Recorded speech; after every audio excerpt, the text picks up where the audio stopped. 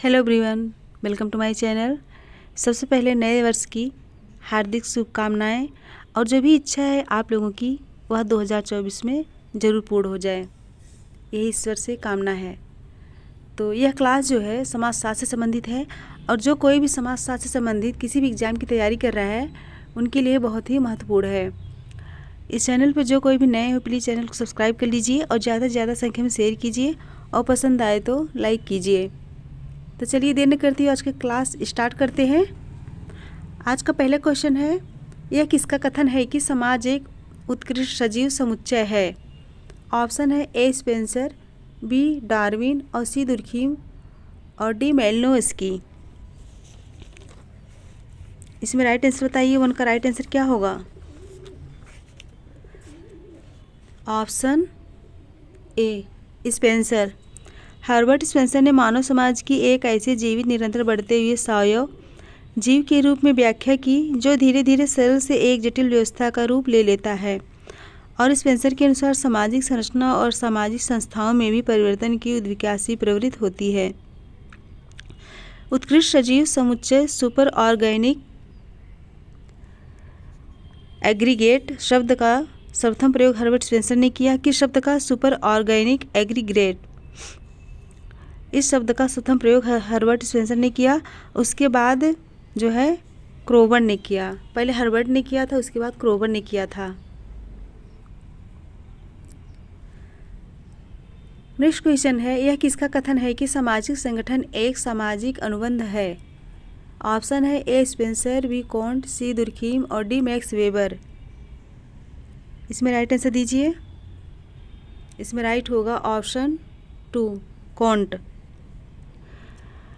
समाजशास्त्र के जनक अगस्त कॉम्टे ने सामाजिक संगठन यानी सोशल ऑर्गेनाइजेशन को सामान्य सामाजिक अनुबंध यानी जनरल सोशल एग्रीमेंट के रूप में परिभाषित किया। इनके अनुसार मानव चिंतन के स्तर और सामाजिक संगठन में प्रत्यक्ष संबंध होता है, इसीलिए चिंतन के प्रत्येक स्तर पर एक विशेष प्रकार का सामाजिक संगठन पाया जाता है।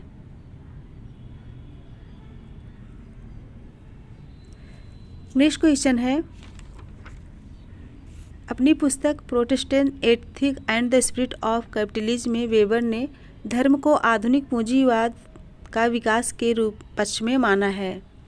किसे? धर्म को आधुनिक पूंजीवाद के विकास के पक्ष में माना है। ऑप्शन है ए मात्र यही कारण है और बी इसमें कोई भूमिका नहीं और सी महत्वपूर्ण कारकों में से एक है और डी कोई कारण नहीं है। 3 का राइट आंसर बताइए। इसमें राइट होगा ऑप्शन सी, महत्वपूर्ण कारणों में से एक है। मैक्स वेबर ने विश्व के 6 महान धर्मों को धर्म के समाजशास्त्र की व्याख्या हेतु चुना। इनका विश्लेषण करके उनके संबंधों को अपनी प्रमुख रचना the Protestant ethic and the spirit of capitalism में प्रस्तुत किया। और वेबर ने प्रोटेस्टेंट धर्म और पूंजीवाद के संबंध को विस्तार से प्रस्तुत किया और इनके अनुसार पूंजीवाद के विकास के लिए अनेक कारण हैं, परंतु प्रोटेस्टेंट आचार एक आवश्यक कारक था जिसके बिना पूंजीवाद का स्वरूप सर्वथा भिन्न होता है।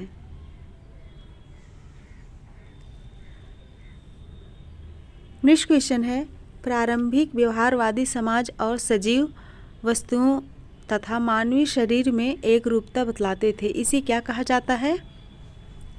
ऑप्शन है ए सजीव एक रूपता, बी सजीव समता और सी सजीव विश्लेषण और डी जीव। ये सजीव होगा। तो इसमें राइट आंसर बताइए। ऑप्शन ए सजीव एक रूपता।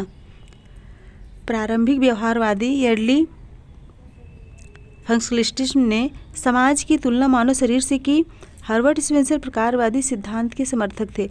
उन्होंने मानव शरीर की तुलना समाज की संरचना से की और इनके अनुसार जिस प्रकार शरीर के सभी अंग मिलकर संपूर्ण शरीर को जीवित और गतिमान रखते हैं, ठीक उसी प्रकार समाज के विभिन्न अंग जैसे अर्थव्यवस्था, राजनीति, धर्म, संस्थाएं आदि समाज को गति प्रदान करते हैं। इसे सजीव एक रूपता ऑर्गेनिक एनोलॉजी कहा जाता है।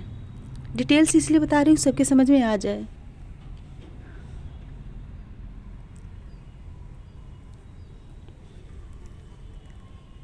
नेक्स्ट क्वेश्चन है, समाजशास्त्र के संस्थापकों में से कईयों का विश्वास था कि प्राकृतिक विज्ञानों की बात इन्हीं सिद्धांतों और ढंगों पर समाज विज्ञान को बनाना संभव होगा।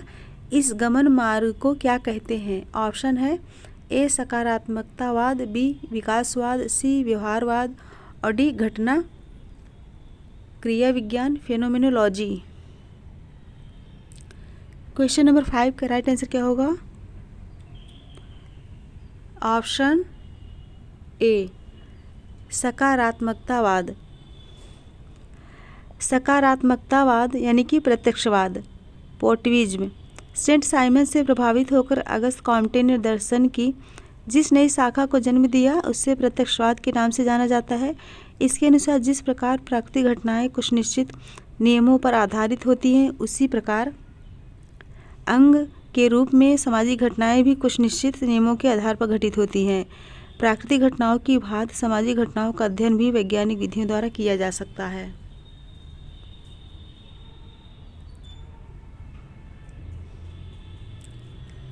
नेक्स्ट क्वेश्चन है, आदर्श प्रकार है। ऑप्शन है ए अनुभवी यथार्थ के विश्लेषण में प्रयुक्त किए जाने वाले उपकरण, बी समाजों के विकास स्कीम को जानने के लिए प्रेरित किए जाने वाले उपकरण और सी अतीत के समाजों का अध्ययन करने में प्रयुक्त किए जाने वाले उपकरण और डी उपकरण नहीं परंतु वास्तव में अस्तित्व समाजों के उदाहरण। यहाँ समाजों होगा।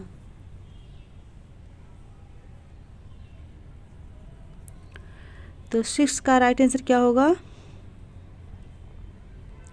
ऑप्शन ए अनुभवी यथार्थ के विश्लेषण में प्रयुक्त किए जाने वाले उपकरण किसी घटना वस्तु अथवा वर्ग विशेष की समस्त आवश्यक विशेषताओं का संपूर्ण अथवा लगभग संपूर्ण रूप से चित्रण करने की विधि आदर्श प्रारूप यानी आइडियल टाइप के नाम से जानी जाती है। और समाजशास्त्र में सर्वप्रथम मैक्स वेबर ने आदर्श प्रारूप की अवधारणा का प्रयोग किया है। आदर्श प्रारूप की अवधारणा का प्रयोग किसने किया है? आइडियल टाइप, मैक्स वेबर ने।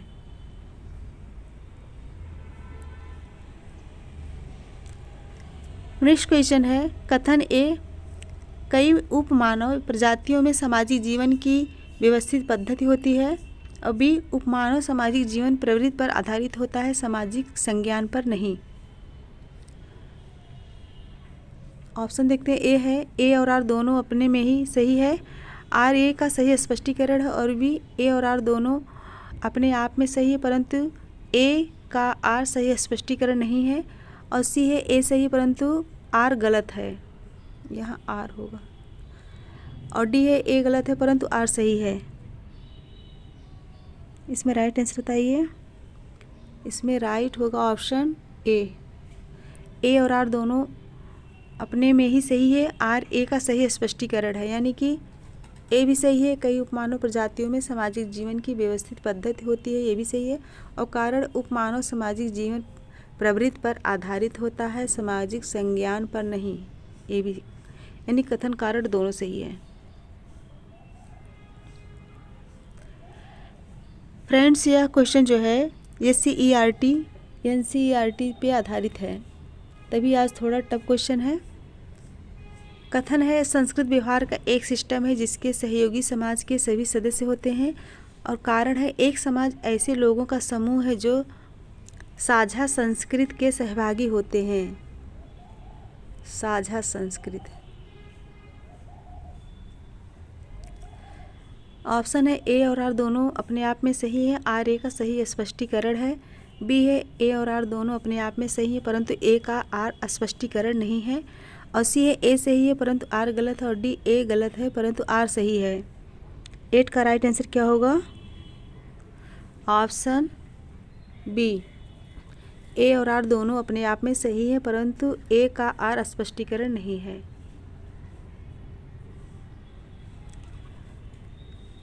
नेक्स्ट क्वेश्चन है, एक समाजशास्त्री की मूलतः रुचि इनमें होती है। ऑप्शन है ए व्यक्ति एक दूसरे को किस प्रकार से प्रभावित करते हैं, बी कोई भी वस्तु जो व्याकरणात्मक मानवीय व्यवहार से संबद्ध है, सी एक व्यक्ति क्योंकि यह सप्रमाण समझता है कि व्यक्ति ही समाज को बनाता है। और डी, मानव व्यवहार और अन्य पशुओं के व्यवहार में समानता। इसमें राइट आंसर बताइए, कौन सा राइट होगा? ऑप्शन सी, एक व्यक्ति क्योंकि वह सप्रमाण समझता है कि एक व्यक्ति ही समाज को बनाता है, यह राइट होगा। ऑप्शन सी।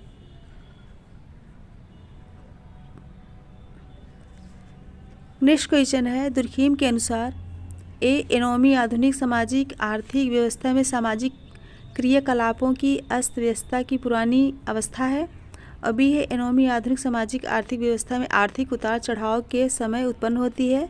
और सी, एनोमी आधुनिक सामाजिक आर्थिक व्यवस्था में राजनीतिक उतार चढ़ाव के समय उत्पन्न होती है। और डी, एनोमी आधुनिक सामाजिक आर्थिक व्यवस्था में उत्पन्न नहीं होती है। इसमें राइट आंसर दीजिए, कौन सा राइट होगा? ऑप्शन डी,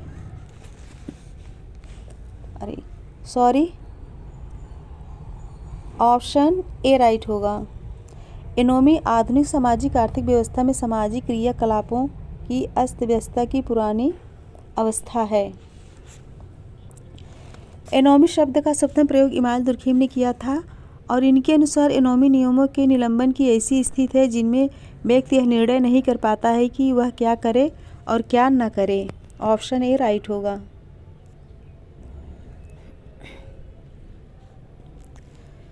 नेक्स्ट क्वेश्चन है, कुछ स्थितियों में सामाजिक धारणाएं आर्थिक व्यवहार पर बृहद प्रभाव डाल सकती हैं। पूंजीवाद के विकास के अपने अध्ययन में उपर्युक्त विचार का उपयोग किसने किया? ऑप्शन है ए दुर्खीम, बी मार्क्स, सी मालिनोव्स्की और डी वेबर। इसमें राइट आंसर बताइए, कौन सा राइट होगा? Option D, weber. वेबर जो है अपनी पुस्तक the Protestant ethic and the spirit of capitalism में अपने धर्म के समाजशास्त्र की अवधारणा प्रस्तुत की, और जिसमें इन्होंने यह बताने का प्रयास किया कि कुछ स्थितियों में व्यक्ति की धार्मिक धारणाएं उसके आर्थिक व्यवहार पर बृहद प्रभाव डालती है। और वेबर ने यूरोप में पूंजीवाद के विकास के लिए प्रोटेस्टेंट धर्म को एक प्रमुख कारण माना। ऑप्शन डी राइट होगा।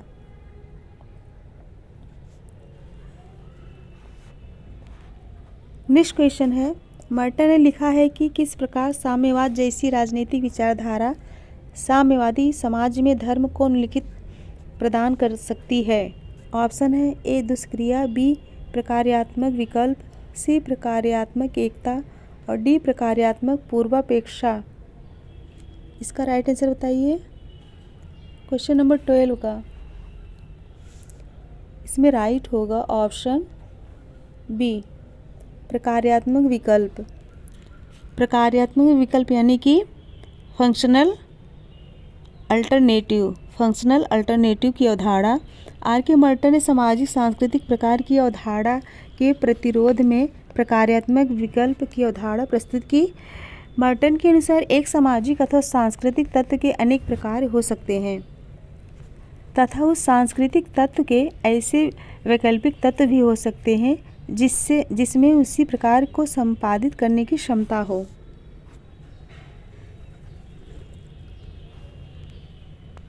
नेक्स्ट क्वेश्चन है, एक अच्छे प्रतिदर्श सैंपल की अति आवश्यक विशेषता है। ऑप्शन है ए लघु आकार, बी प्रतिनिधित्व, सी आसान से अधिगम्य और डी पढ़ने में सुगम। इसमें राइट आंसर होगा ऑप्शन बी। एक अनुसंधान से क्वेश्चन आ गया है। प्रतिनिधित्व, एक अच्छे प्रतिदर्श सैंपल की अति आवश्यक विशेषता उसकी प्रतिनिधिकता है। सैंपल ऐसा होना चाहिए जो संपूर्ण की अच्छी तरह प्रतिनिधित्व करता है।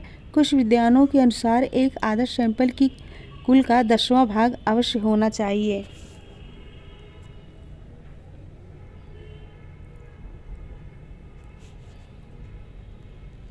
नेक्स्ट क्वेश्चन है, सजातीयता या समरूपता और सजातीयता के बोध के बिना इकट्ठा होने की पारस्परिक पहचान नहीं हो सकती है और इसीलिए और इसलिए कोई समझ नहीं हो सकता है।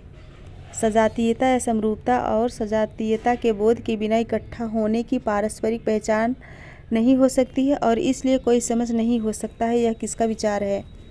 ऑप्शन है ए मैकाइबर, बी दुर्खीम, सी वेबर और डी आगबर्न। इसमें राइट आंसर दीजिए। महत्वपूर्ण कथन है, इसमें राइट होगा ऑप्शन ए मैकाइबर ने।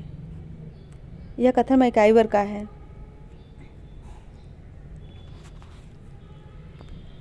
नेक्स्ट क्वेश्चन है, निम्न विषयों का विज्ञान सोपान तंत्र के अनुसार सही क्रम की पहचान कीजिए।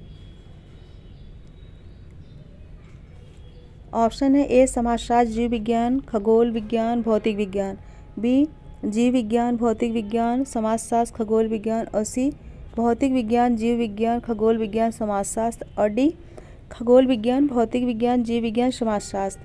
कोट है ए पहला, दूसरा, बी तीसरा, चौथा और सी केवल 4 और डी केवल 2। इसमें राइट आंसर बताइए। इसमें राइट होगा ऑप्शन सी। समाजशास्त्र में विज्ञानों के सोपान क्रम हायरार्की ऑफ साइंस की अवधारणा समाजशास्त्र के जनक अगस्त कॉम्टे द्वारा प्रस्तुत की गई और जिसके अनुसार विज्ञान के विकास की सही क्रम इस प्रकार है। पहले गणित शास्त्र, फिर खगोल शास्त्र, फिर भौतिक विज्ञान, उसके बाद रसायन विज्ञान, उसके बाद जीव विज्ञान, उसके बाद समाजशास्त्र। इस तरह से सही क्रम होगा।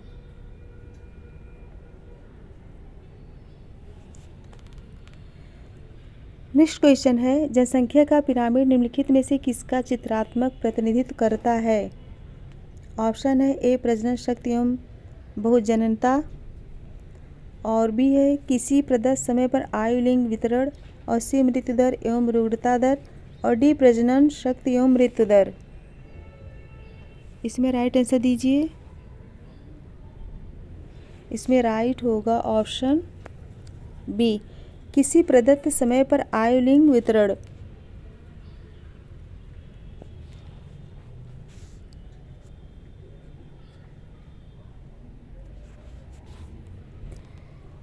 नेक्स्ट क्वेश्चन है, निम्नलिखित समाज विचारकों ने समाजशास्त्र के विकास में योगदान किया है। इन समाज विचारकों को काल क्रमानुसार क्रमबद्ध कीजिए और उत्तर के लिए सही कूट का चयन कीजिए। ऑप्शन है A Karl Marx, B August Comte, C टालकाट Parsons और डी जॉर्ज सीमेल। इसमें राइट आंसर दीजिए। 17 का राइट आंसर क्या होगा? Option D. पहले नंबर पे कार्ल मार्क्स, फिर जॉर्ज सीमेल और उसके बाद टालकाट पार्सन्स, फिर अगस्त कॉम्टे। ये राइट होगा। अगस्त कॉम्टे का जन्म कब हुआ था? अगस्त कॉम्टे का जन्म कब हुआ था? 1798 और मृत्यु 1857। और कार्ल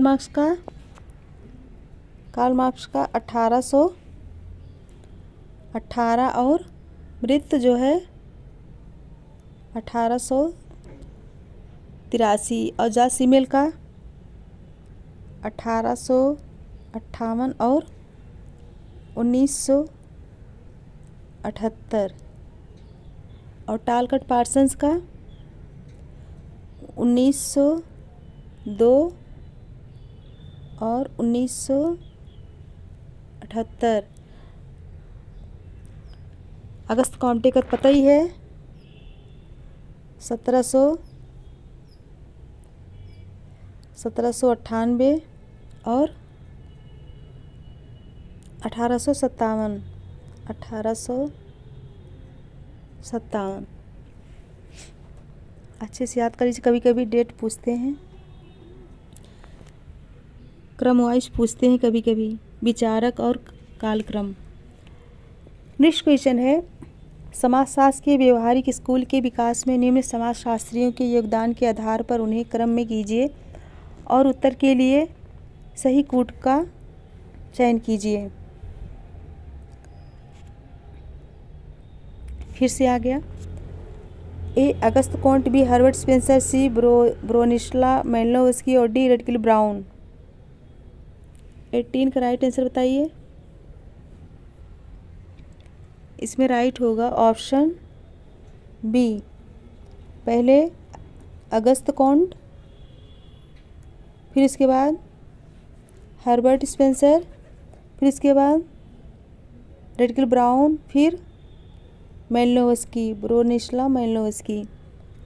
समाजशास्त्र के व्यवहारिक स्कूल के विकास में समाजशास्त्रियों के योगदान क्रम जो है August Comte, Herbert Spencer, Radcliffe Brown और मेलिनोवस्की है। डेट ऑफ बर्थ अभी मैंने बताया था। Date of birth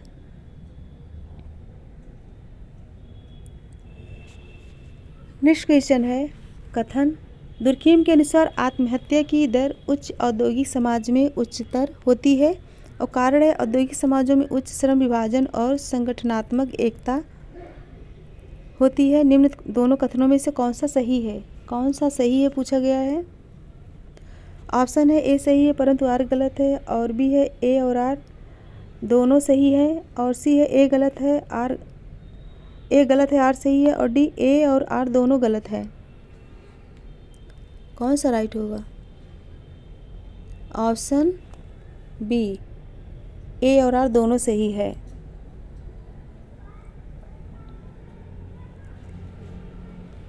next question है सामाजिक संगठन सामान्य इकरारनामा है। यह कथन किसका है? सामाजिक संगठन सामान्य इकरारनामा है। यह कथन किसका है? यह कई बार क्वेश्चन आया है। ऑप्शन है A Herbert Spencer, B Comte, C Durkheim और डी मैक्स वेबर। कौन सा राइट होगा? Option B Comte. Option B can't.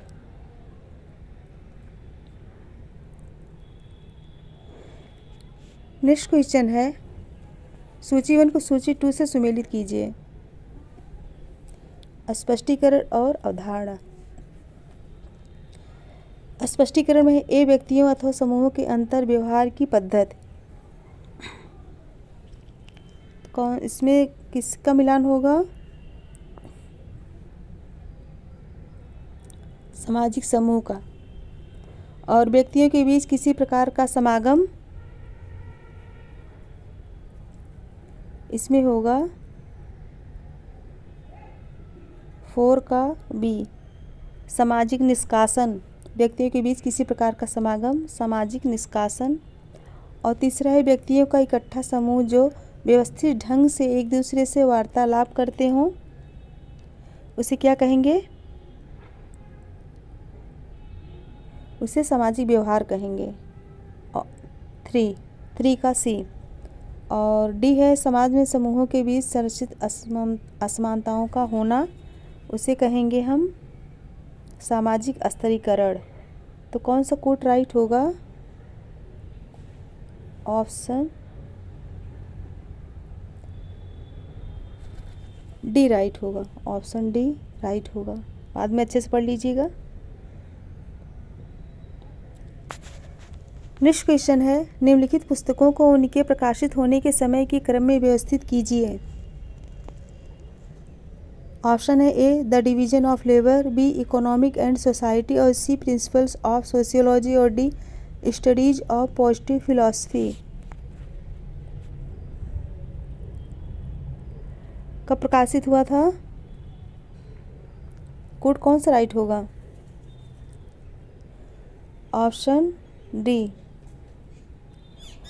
पहले जो है स्टडीज ऑफ पॉजिटिव फिलॉसफी। ये कब आई थी?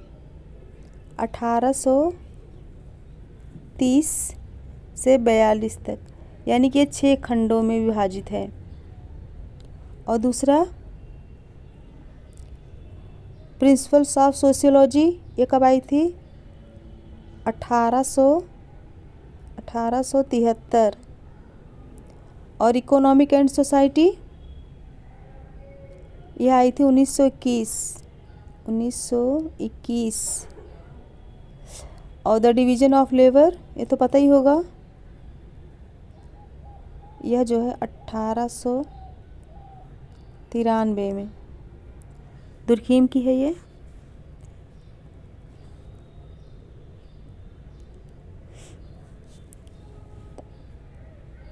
ऑप्शन डी राइट होगा।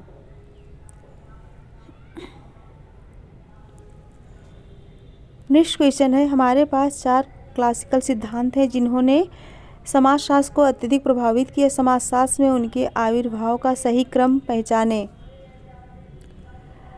Karl Marx, Max Weber, Durkheim, August Comte. और बी है August Comte, Max Weber, Karl Marx, Durkheim. और सी है August Comte, Karl Marx, Durkheim और मैक्स वेबर। और D Max Weber, Durkheim, August Comte और Karl Marx. तो कौन सा राइट होगा? Option C, August Comte, Karl Marx, Durkheim, उसके बाद Max Weber. Option C right होगा। अगस्त कॉम्टे 1798 ईस्वी में और कार्ल मार्क्स 1818 और इमाम दुर्खीम 1858 और मैक्स वेबर 1864। लिख लीजिएगा। फ्रेंड्स, अगर क्वेश्चन पसंद आए, क्लास पसंद आए तो लाइक ज़रूर कीजिए और ज़्यादा से ज़्यादा संख्या में शेयर कीजिए। और मेरे चैनल पे अगर कोई नया है तो प्लीज़ सब्सक्राइब कर लीजिएगा।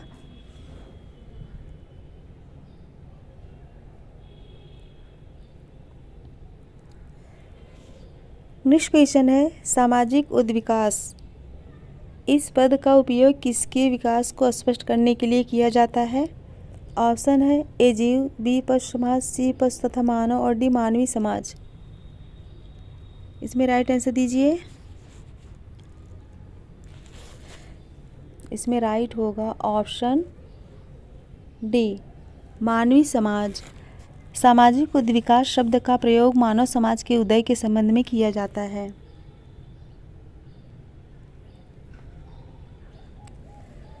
नेक्स्ट क्वेश्चन है, निम्नलिखित में से किसने कहा कि समाज वैचारिक, तात्विक या अभौतिक और सकारात्मक पॉजिटिव अवस्थाओं से गुजरता है? ऑप्शन है ए दुर्खीम, बी सेंट साइमन, सी मैकाइबर और डी कॉन्ट।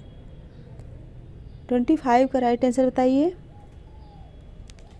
इसमें राइट होगा ऑप्शन डी कॉन्ट। समाजशास्त्र के जनक अगस्त कॉन्ट ने चिंतन की 3 अवस्थाओं का नियम लॉ ऑफ 3 स्टेज प्रस्तुत किया, जिसमें इन्होंने बताया कि हमारे ज्ञान की प्रत्येक शाखा 3 विभिन्न सैद्धांतिक अवस्थाओं से होकर गुजरती है, जिन्हें आध्यात्मिक अवस्था यानी कि थियोलॉजिकल स्टेज, तात्विक अथवा अमूर्त अवस्था, मेटाफिजिकल स्टेज तथा वैज्ञानिक या प्रत्यक्ष अवस्था, पॉजिटिव स्टेज कहते हैं। कौन कौन से? थियोलॉजिकल स्टेज, तात्विक अवस्था और मेटाफिजिकल स्टेज, वैज्ञानिक या प्रत्यक्ष अवस्था और पॉजिटिव स्टेज कहते हैं।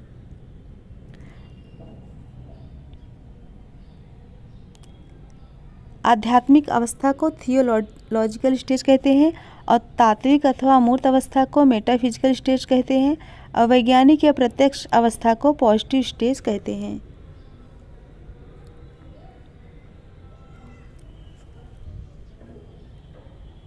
नेक्स्ट क्वेश्चन है, कार्ल मार्क्स सामाजिक परिवर्तन के किस सिद्धांत से संबंध रखते हैं?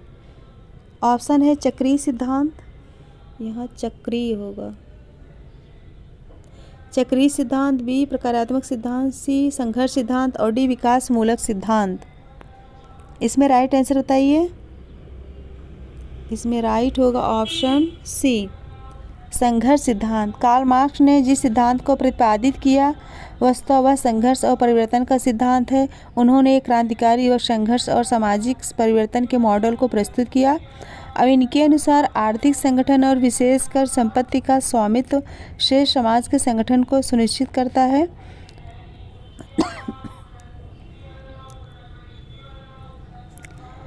मार्क्स के अनुसार सभी परिवर्तन सामाजिक दशाएं और यहाँ तक कि स्वयं समाज आर्थिक कारकों पर आधारित है। आर्थिक असमानता के कारण ही वह संघर्ष उत्पन्न होता है।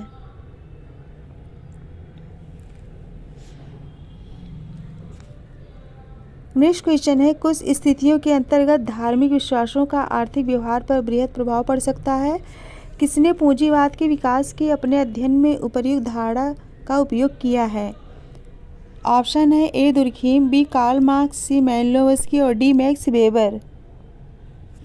इसमें राइट आंसर बताइए। इसमें राइट होगा ऑप्शन ए दुर्खीम।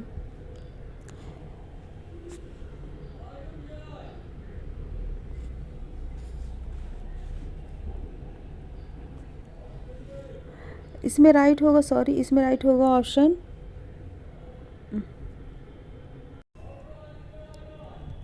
इसमें राइट होगा option D. Option D right होगा, मैक्स वेबर। मैक्स वेबर ने विश्व के 6 प्राचीन धर्मों का अध्ययन किया और बताया व्यक्ति के धार्मिक विश्वासों का उसके आर्थिक व्यवहार पर बृहद प्रभाव पड़ता है, और उन्होंने प्रोटेस्टेंट धर्म को यूरोप में पूंजीवाद के लिए उत्तरदायी माना।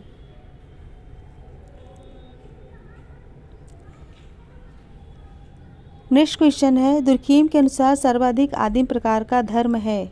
ऑप्शन है ए जीववाद, बी मैजिक, जादू या माया, सी टोटमवाद और डी प्रकृतवाद। इसमें राइट कौन सा होगा? ऑप्शन सी टोटमवाद। दुर्खीम ने विश्व की प्राचीनतम जनजाति अरुंटा ऑस्ट्रेलिया का अध्ययन किया और उसमें प्रचलित टोटमवाद को धर्म का प्रारंभिक रूप माना है।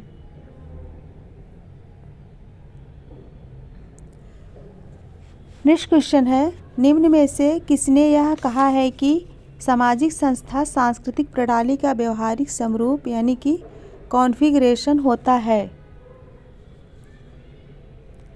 इसमें राइट आंसर बताइए। ऑप्शन है A Kimball Young, B MacIver, C Ginsberg और डी गिलिनोम गिलिन। इसमें राइट कौन सा होगा? Option D Gillin and Gillin. इनके अनुसार सामाजिक संस्था सांस्कृतिक प्रणाली का व्यवहारिक समरूप कॉन्फ़िगरेशन होता है। ऑप्शन डी राइट होगा। फ्रेंड्स, अगर पसंद आए तो लाइक ज़रूर कीजिएगा और ज़्यादा से ज़्यादा संख्या में शेयर भी और सब्सक्राइब भी, और कमेंट करके बताइएगा कि क्वेश्चन कैसे है, क्लास कैसी है। नेक्स्ट क्वेश्चन है, व्यवहार की वह भिन्नता जो किसी प्रकार की शारीरिक हानि अथवा नुकसान नहीं पहुंचाती को क्या कहा जाता है? व्यवहार की वह भिन्नता जो किसी प्रकार की शारीरिक हानि अथवा नुकसान नहीं पहुंचाती को क्या कहा जाता है? ऑप्शन है ए सूक्ष्म भिन्नता, बी सामाजिक भिन्नता, सी भद्र भिन्नता और डी कठोर भिन्नता। इसमें राइट आंसर दीजिए। इसमें राइट होगा ऑप्शन बी सामाजिक भिन्नता। सामाजिक भिन्नता किसी प्रकार की शारीरिक हानि अथवा नुकसान नहीं पहुंचाती है। इसके अंतर्गत समाज में विभिन्न स्थितियों, भूमिकाओं, स्तरों और श्रेणियों का विकास होता है, और इसकी सबसे आरंभिक अवस्था स्त्री पुरुषों की भूमिकाओं में भेद पैदा होने की है, जो मूलतः जैविक भेद से आरंभ हुआ और उसके साथ अनेक सामाजिक भेद भी जुड़ गए। कल के क्वेश्चन का आंसर जो है अशोक ने दिया था और उनका आंसर राइट था। आज भी एक क्वेश्चन है, इसके लास्ट में एक क्वेश्चन है, ये देखिए, और इसको क्लास ख़त्म होने के बाद अच्छे से पढ़ के इसका राइट आंसर दीजिएगा। तो फ्रेंड्स, नए साल की आप लोगों को बहुत बहुत बधाई एक बार फिर से, और मेरे साथ बने रहने के लिए थैंक यू सो मच। और पसंद आए तो लाइक कीजिए, सब्सक्राइब कीजिए और ज़्यादा से ज़्यादा संख्या में शेयर कीजिए और कमेंट कीजिए। Thank you everyone, goodbye and good night, happy new year.